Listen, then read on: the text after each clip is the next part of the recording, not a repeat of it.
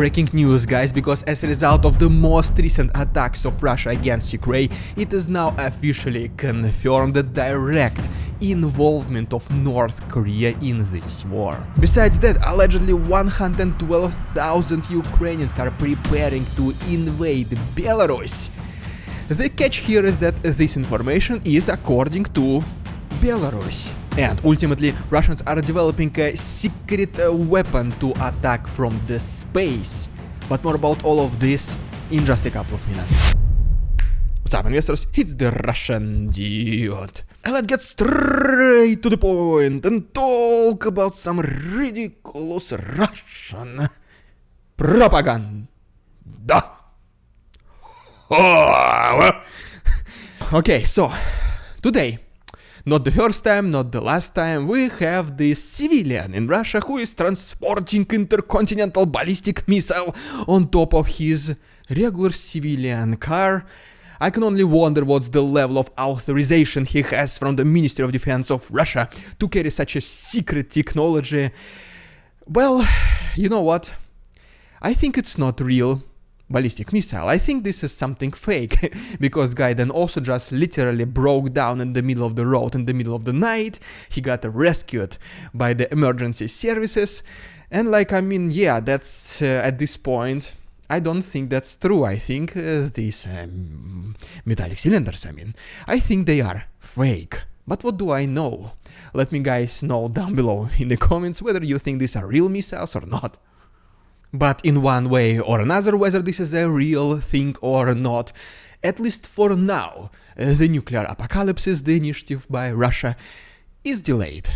Let's see for how long. But it does not necessarily mean that the nuclear war will not happen in the future, and it will not take place in the space, because more and more Western military experts, such as for example summarized in one of the most recent articles from The Economist magazine, it is a very high degree of certainty that one of the future wars will start and maybe even take place in space. And both Americans and Russians were launching many satellites, most of them military related, in the last several months. Specifically, Russia launched only reportedly, according to publicly available information, 3 of such satellites. And the reason for doing this from space, it is because it is extremely hard to detect the launch of these attacks, and they go straight to pretty much it's a ballistic hypersonic metallic cylinder, so the chances of intercepting it will be extremely low. At the same time, some representatives of the American government,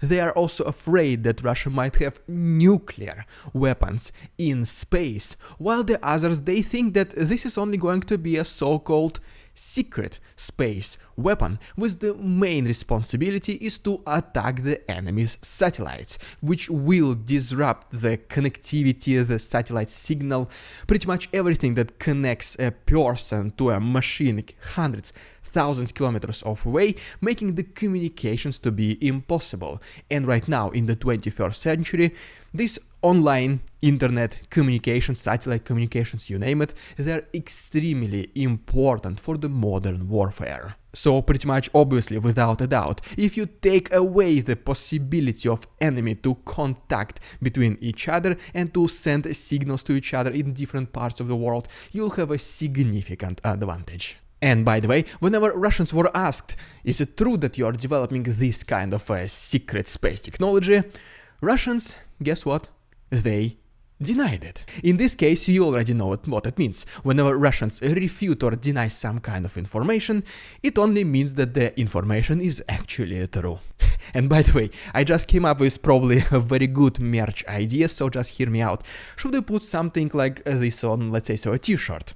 If Russians deny something, it only confirms the truth. Let me know in the comments, what do you think? And speaking about the merch, this yellow iconic Russian Dude hoodie is the most popular item on our website, therussiandude.com, but I decided to guys, let's expand the Russian dude army. I want to see more of us wearing this in public. For this reason, I'm giving you a 15% discount on this yellow hoodie. Please go ahead and check it on the website. Once again, it is therussiandude.com. You can also find it down below. Alright, now let me give you a very brief update from the south of Ukraine, and then we're gonna go to the east and also talk about North Korea and Belarus. But in the meantime, once again, guys, speaking about the Russian dude army, let's expand at least in numbers on the internet. All you need to do for this is to simply like this video, subscribe to my channel, and this helps a lot with my work. So guys, thank you so much. You can also follow me on Instagram to see how I live outside of YouTube. The link is down below. And so yes, first of all, right here is the video from Kherson region,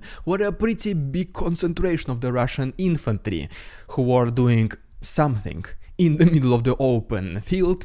This concentration was destroyed by Ukrainian attack using HIMARS. And later on, this information has been confirmed by Natalia Homenyuk, mentioning that there are at least 60 Russian soldiers who are now deep asleep. The full uncensored version of this devastating incident for Russians, as always, is on my Patreon, but we move forward. And right here is the next video also from Kherson region, where Ukrainians were able to destroy a short-range missile system of Russians called Strela-10, and then another missile system called Tor. The second one is a pretty significant target. Besides that, a pretty significant concentration of Russian infantry has been destroyed in Oleshki when they reportedly were doing some military exercises. And then right here is the very interesting video from along Dnipro river, most likely next to Krynki, where Ukrainian drones approach positions of Ukrainians and they drop the supplies and reinforcements for the Ukrainian soldiers, so that they can continue fighting against the Russian invaders, and the other Ukrainians do not need to risk themselves and bring reinforcements by foot or other land vehicles. And you might already know that the most intense combat zone right now in the entire south of Ukraine is this Rabotine-Verbove front line, where Russians intensified their attacks recently. They were able to only make a small breakthrough here several days ago, and since then they were not able to expand on their success. But the artillery attacks from both sides, they intensify pretty much every single day. And right here is the video how these front lines they look like. As you can see, there are countless craters from the artillery impacts. So this has been pretty much your update from the south, and now as promised, let's talk about the situation in the east before we can talk about the direct involvement of North Korea in this war.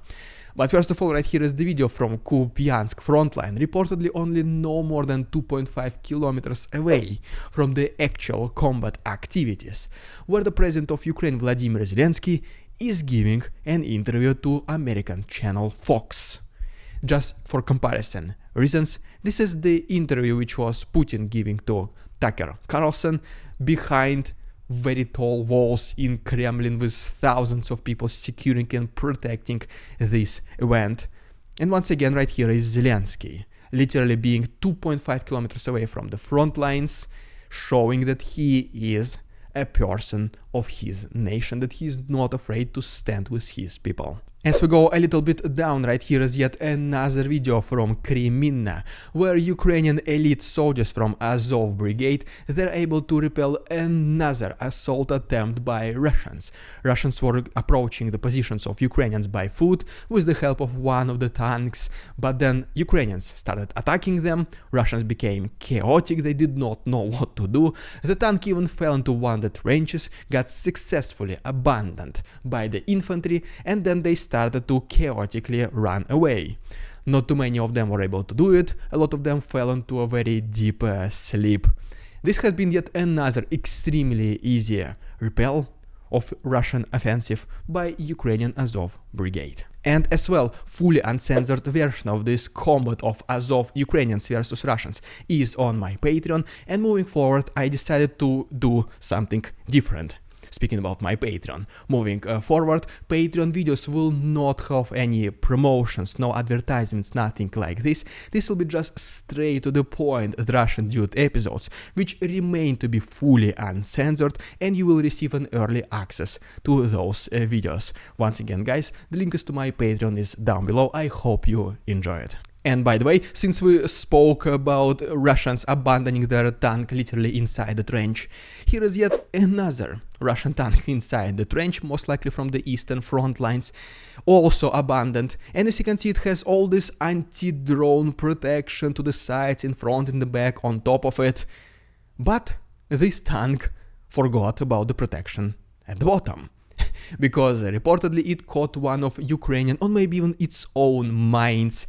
It lost control, fell into the trench and got successfully abandoned by Russians. Just a couple of last words from the east before we talk about North Korea and Belarus.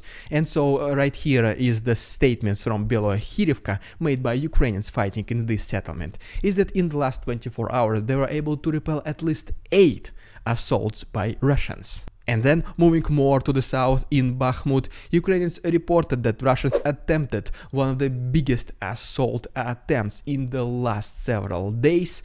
As a result of this completely, as you would have guessed, failed offensive, Russians lost at least 15 units of military armored vehicles of various kinds. As we go more to the south, to Avdiivka, unfortunately recently captured by Russians, Ukrainians were able to destroy several more armored and logistics vehicles of Russians. And just overall, in the last 24 hours, Ukrainians were able to destroy 5 focus areas of personnel, weapons and military equipment, 2 fuel and oil warehouses, 3 control points, 8 artillery and 1 radio electronic stations of Russian forces. But unfortunately, the response of the Z army is to attack civilian unprotected areas, such as for example in one of such most recent attacks against Kurakhove. 1 civilian unfortunately was eliminated, 9 of them were injured, including 4 teenagers. But just overall, also in the last 24 hours, Ukrainians were able to intercept 8 out of 10 Russian Shahed drones. And by the way, speaking about the drone and the metallic cylinders attacks of Russians against the territory of Ukraine, recently it has been finally and officially confirmed by the Defense Intelligence of Ukraine that at least 20 of missiles that Russians used against Ukraine were manufactured and produced and delivered to Russia from North Korea. The metallic cylinders we're talking about are called Hwasong 11 type, and the remains were discovered across Ukraine. It has also been mentioned that at least 24 civilians were eliminated with these North Korean missiles. More than 100 of them were injured, which now is pretty much official confirmation of the direct involvement of North Korea in this war. Yes, there are no North Korean soldiers, at least reportedly, at least officially right now, fighting on the side of Russia in Ukraine, but Russians using North Korean munition and weapons, it is pretty much a direct involvement of this country in this war. But it does not end here, speaking about the involvement of other countries in this war. Because reportedly 112,000 Ukrainians assembled in the northern border of their own country, preparing to attack Belarus. But, of course, here is a catch. And the catch is that this information is according to the Ministry of Defense of Belarus. The Minister of Defense of this country, Viktor Kherson, he confirmed that yes, this information is correct. I'm not gonna reveal my sources, but we know everything. We know about the sabotage groups, we know about the reconnaissance, we know about the Ukrainians who constantly cross the border and attack our border patrol units. We know about everything, he said, and this number is not like out of nowhere, this is official statistics. At the same time, he did mention that approximately only 17,000 Ukrainians are the ones who are protecting the border of Ukraine from Belarus, which kinda does not make sense why 17,000 are protecting the border while 112,000 are preparing for the invasion. But I mean, the logic here is already pretty questionable. And I'm not even gonna bring up the topic that Ukrainians, as it is, they have a severe shortage of the military personnel. They are fighting right now in the east and in the south of their country, and the number of soldiers they have right now is pretty much barely enough, so I do not know where he thinks that 112,000 Ukrainians decided to, for some reason, invade Belarus. But this is what he said. And besides this, Viktor Kherson also added that every single attempt by NATO, including NATO aerial vehicles such as drones or even fighter jets, to cross the border and attack Belarus for whatever reason, like, I even want to ask you guys, would you want to attack Belarus right now, out of nowhere, for no reason? But he thinks that, yes, NATO is threatening Belarus' sovereignty. But long story short, he said that every attempt to cross the border from NATO members will result in Belarus destroying those attempts with no warnings, no nothing. And by the way, guys, the statistics shows that a lot of you, for some reason, missed my previous video where I was talking about heroic one single Ukrainian Marine destroying the entire assault attempt by Russians in Kherson. So if you once again missed it and you want to see it, the video will appear right here to the left side of me. And also, if you don't want to miss any future updates, simply like this video and subscribe to my channel, it helps a lot, trust me. Please go ahead and check the official The Russian Dude merch on the website, and remember, there is a 15% discount for the hoodie. Thank you so much, patrons, for your support, and see you tomorrow.